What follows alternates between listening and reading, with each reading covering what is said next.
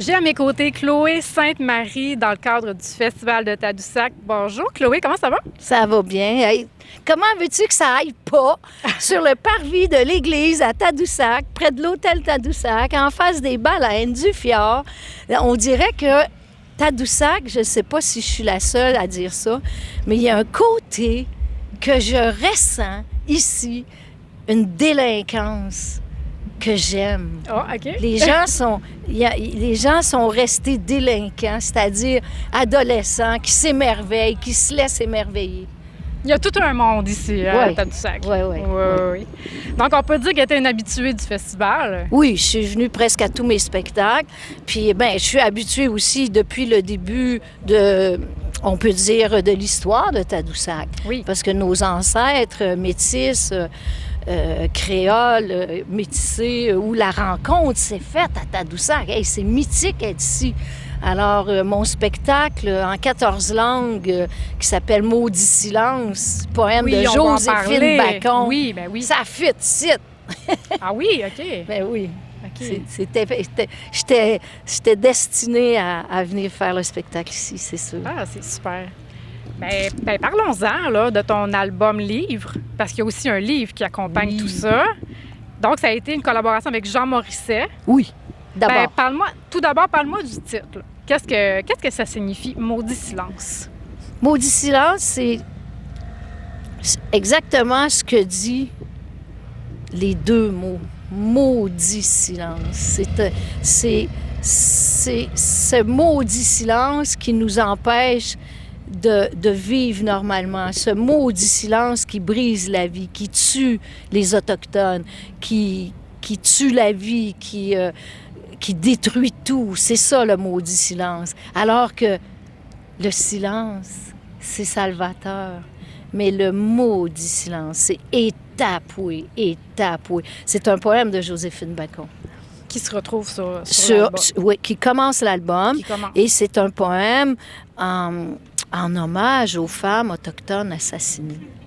C'est les robes rouges, blanc, rouge, une robe rouge martelée, une robe rouge assassinée. C'est ça le poème.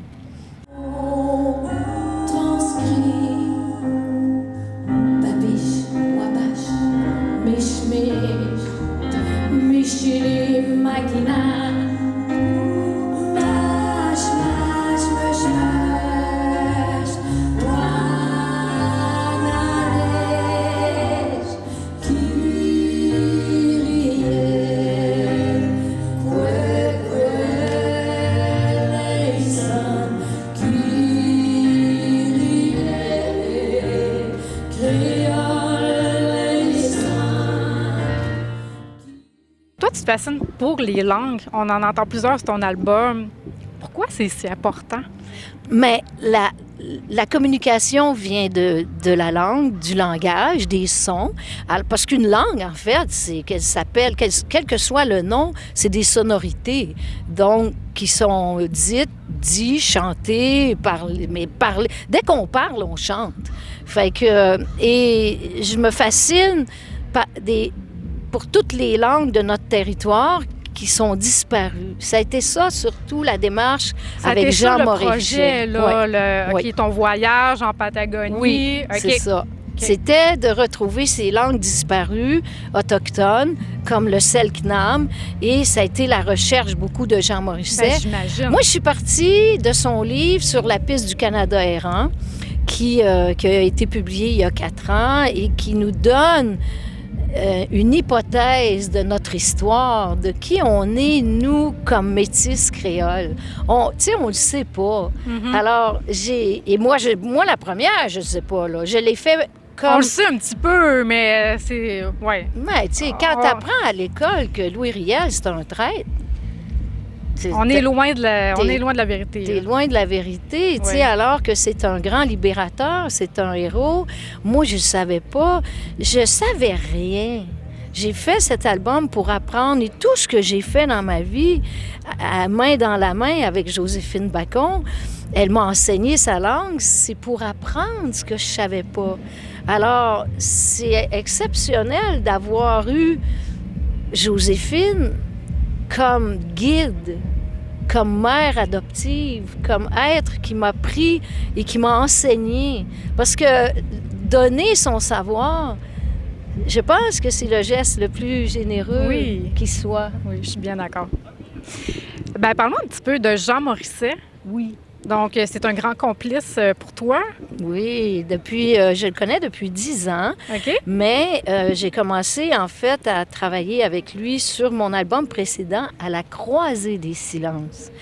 Et puis, doucement, j'ai connu sa poésie, ses écrits.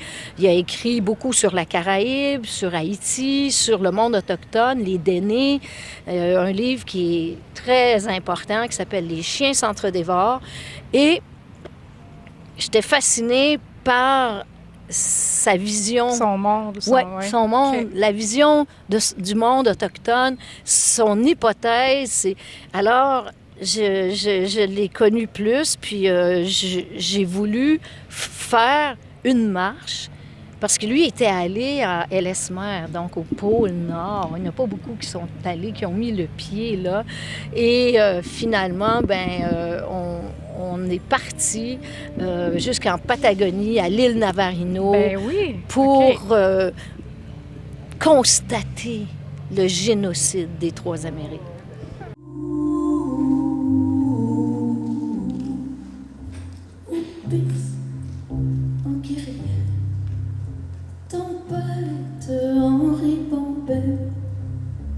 Saute neige,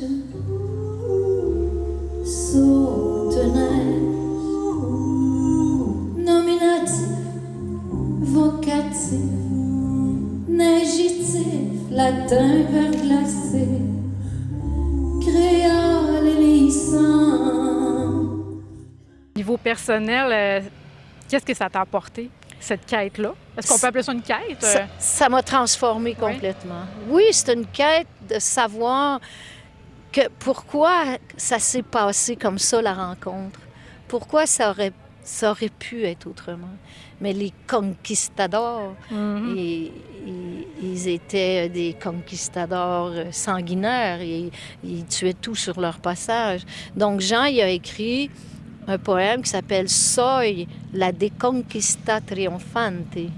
Je suis la déconquête triomphante.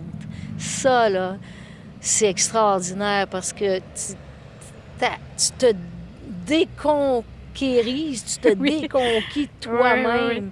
Là, on le fait soi-même. On n'attend pas que les autres le fassent puis que ça passe par l'université ou que ça passe par le formatage des écoles. En tout cas, des fois, je me perds un peu, mais j'en ai beaucoup sur le cœur. Mais c'est parce que c'est un gros projet. C'est quasiment le projet d'une vie, on pourrait dire. Oui. Ben oui, parce que c'est la synthèse de tout ce que j'ai fait. Puis ce que j'ai fait, au fond, a commencé en 82 avec Joséphine Bacon depuis 40 ans. Puis j'ai mis 6 ans, 6 années non-stop pour cet album-là avec Jean Morisset. 6 ans, OK, c'est ça. Plus le livre avec l'Hexagone, Audiogramme, qui ont fait un travail formidable. Fait que c'est une belle démarche. Une belle marche à travers les Trois Amériques qui me donne un portrait clair de qui on est et où on s'en va. Moi, c'est une hypothèse. Moi, je suis une pauvre petite chanteuse, mais j'ai le droit de savoir, moi aussi. C'est pas seulement les universitaires, avec les grandes théories, qui ont toute la vérité et qui ont tous les droits. Mais en même temps, tu as la chance de dire tout haut des choses super importantes pour que tout le monde l'entende puis que le message passe, là, Ouais, finalement. là. je le dis à travers les poèmes des poètes. Moi, au fond, je suis une interprète. Puis je trouve que quelque part, aujourd'hui, on valorise beaucoup l'auteur, compositeur, interprète. Il y en a qui sont juste auteurs, il y en a qui sont juste compositeurs, puis il y en a qui sont juste interprètes. Moi, je fais partie de cette bizarrerie de monde, sont interprètes. Fait un interprète, qu'est-ce que ça fait? Ça sait dire non, puis ça sait dire oui. Parce qu'on te propose beaucoup de textes, beaucoup de poèmes à dire. Mais le choix, au fond, d'un interprète, le talent d'un interprète, c'est ses choix. OK, donc on vient souvent te voir, puis j'aurais quelque chose à te proposer. Oui, Puis, oui, OK. ouais, tous les jours, quasiment, OK. je reçois par la poste. Mais des fois, un texte est bon, mais pas pour soi, et pas pour moi. Donc, il faut avoir le courage de dire non. Puis c'est ça, un interprète. C'est aller chercher son compositeur, aller chercher ses auteurs, ses poètes, ses collaborateurs. Puis, au fond, je suis le maître d'œuvre. Puis après, je m'approprie tout ça. Puis je le redonne. Je parle pas chiac, je parle crétin. Je parle pas micmac, je parle whisky jack. Je parle pas wombo, je parle wabash. Je parle pas chinook, je parle jojo. Je parle pas sakakumi, je parle sakatabo. Chi, ki di di di di, chi, ki di, chi, ki di di di, chi, ki di. En parlant de poésie, tu vas faire partie du jury du prix... Attends, je vais juste le lire. Du prix de poésie Radio-Canada 2023. Oui. Ah, c'est super, ça. Mais oui, c'est le fun, ça me fait vraiment plaisir parce que je chante que de la poésie, fait que Ben j'ai oui. pas de mérite. Moi, je dis souvent, je lis pas de romans, c'est pas vrai, j'en lis des romans, mais mes lectures principales, c'est la poésie autant mexicaine, haïtienne, de OK. oui, autant, pas seulement la poésie française. Les plus grands poètes au monde, il y en a deux. Ils sont où? C'est les poètes québécois Oui. puis les poètes haïtiens, Ah, OK. à mon C'est avis. bien. Ça, c'est moi et la petite Chloé, la petite Chloé qui On dit va en ça. prendre là. note, c'est bien. Je suis pas une universitaire, mais moi, je le dis. Puis Oui. moi, je les chante, les poètes. Mais as-tu toujours été une amoureuse de la poésie Toujours. du plus loin que tu te rappelles, oui? Depuis que je suis au berceau. Parce que mes parents, ils ont changé de religion quand j'avais 5 ans. Donc, ils sont devenus baptistes. La OK. Bible. Donc, la Bible, c'est un livre poétique, là. Moi, je dis à tout le monde, lisez la Bible. Vaut mieux lire la Bible que les romans harlequins, quand même. Et la Bible, c'est beau, les psaumes, les cantiques des cantiques, tous les nombres d'hétéronomes, l'Apocalypse. J'ai tout lu parce que j'ai lu ce livre-là jusqu'à 18 ans. C'était le seul livre de ma vie. Fait que c'est à partir de là. C'est C'est à partir de là. Puis ce qui fait que j'ai des gros trous noirs dans mon éducation, dans mon savoir, j'avais juste la Bible. Fait que j'ai tout connu en retard. Mais